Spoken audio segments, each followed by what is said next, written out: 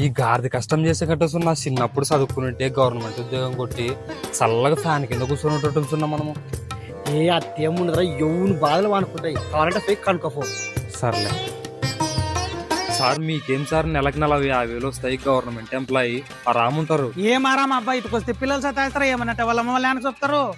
వాళ్ళ అమ్మ వాళ్ళ ఆయన పోయి ఎమ్మెల్యేతో ఫోన్ చేపిస్తారు. ఫోన్ చేస్తే పైనుంచి మాకు ప్రెజర్ ఎక్కువైతుంది. అందుకే జీతాలు టీచరే కాకూడదు. సార్ మీరు ఎమ్మెల్యేగా సార్ మీకేం బాధలు లేకుంటాయి కదా. ఎందుకుండవు తమ్ముడు, ఇక్కడ ప్రజల్ని చూసుకోవాలా, అక్కడ హైకమాండ్ టికెట్ ఇస్తుందో లేదో చూసుకోవాలా. టికెట్ వస్తే ఓకే, రాలేదంటే కుక్కలు మాట్లాడవు. నెమ్మ అందరూ ఎవరు బాధ వాళ్ళకుంటే మరి ఎవరు సంతోషంగా ఉన్నట్టు. నేనున్నా.